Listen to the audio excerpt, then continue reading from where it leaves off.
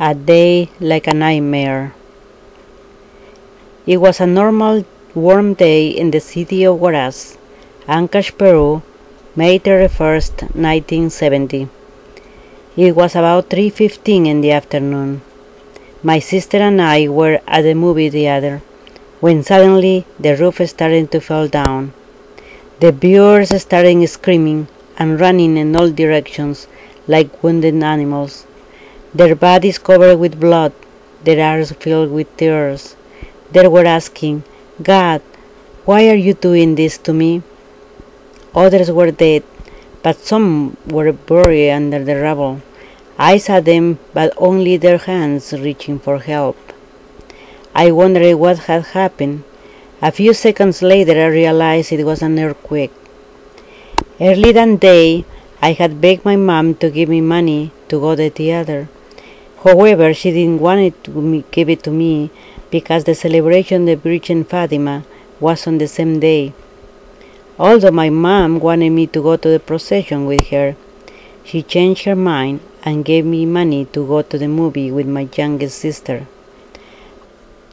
I did not realize that she gave us only enough money for one ticket.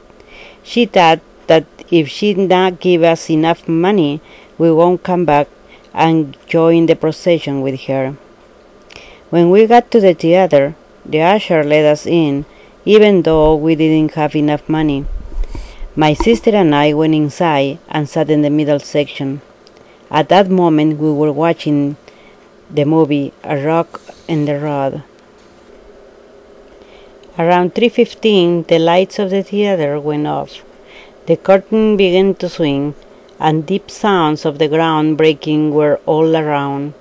We had thought the movie was going to start, but with a kind of premonition, I had told my sister, "Put your coat quickly."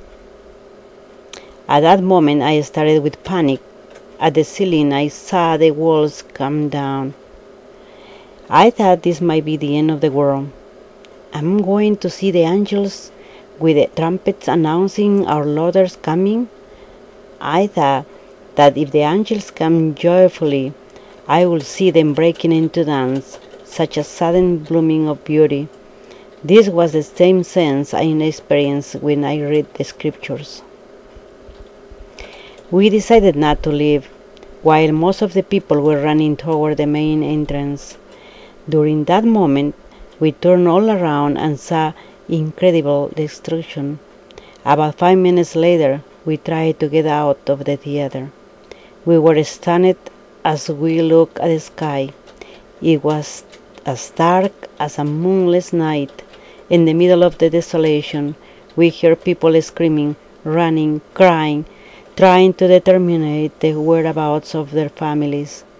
We could not answer their questions because we were in the same situation. Desperate to get out of the theater, we climbed over piles of bricks. Suddenly my eyes saw a horrible scene that I can never forget. A police officer, his legs broken, was covered with blood. He sat begging for help, but no one could help him. Everybody was worried about their own families. Other children screamed with terror when they saw him. I was so young and small that I couldn't do anything. We started walking. I saw a lot of people who were buried in the rubble, and I could see their hands moving on the surface. I was astonished that people did not help each other because of their own worries. My heart was dying like a sundown in the ocean to see such a catastrophe. Once we were outside, we saw a landscape like the moon. As we turned around, we realized that the destruction was incredible. I could not figure out how to get to our house because all the buildings had fallen down. Power lines were everywhere. We walked 1 block and saw jewelry scattered everywhere on the ground. It was from the jewelry store, and from there we knew how to head home. At the intersection between my house and the main street, I saw my older brothers and sister yelling desperately, "Mom, Mom, where are you?"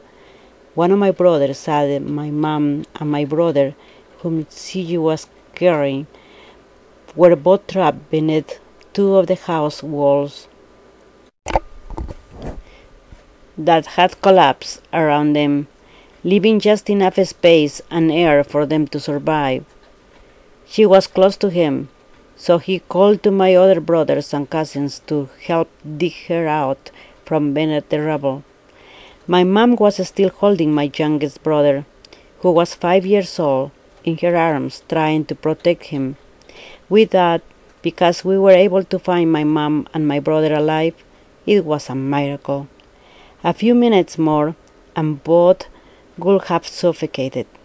With the help of my family, they were rescued. My older cousins and my brother were asking every person in town about my 15-year-older brother. Nobody knew where he was. My whole family looked for him for hours, with no success.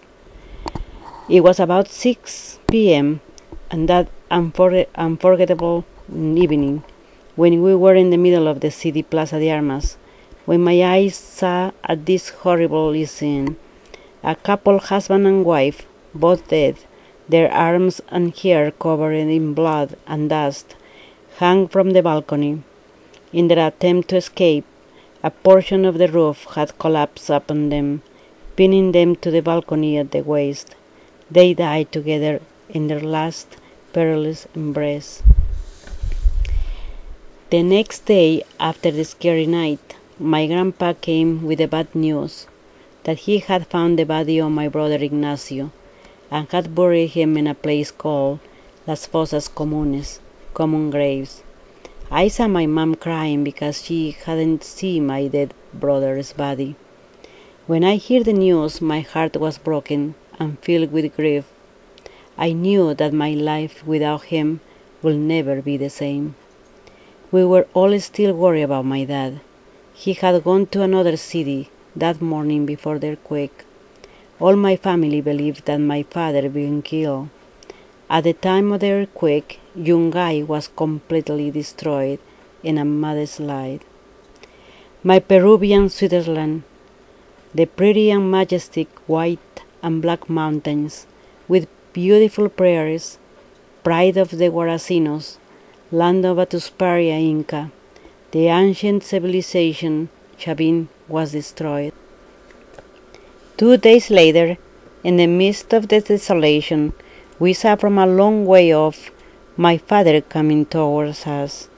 Astonished, we looked at each other, as if they were a dream. Suddenly he ran to us. It took me a long time to realize that he really was my dad. He gave us a huge hug, the best hug I have ever had in my life. My dad was alive. My heart sang with happiness. Everyone in my family cried and hugged each other, giving thanks to God for saving my dad. We felt an indescribable sadness and relief at the same time. It was a terrible day, a nightmare I can never forget.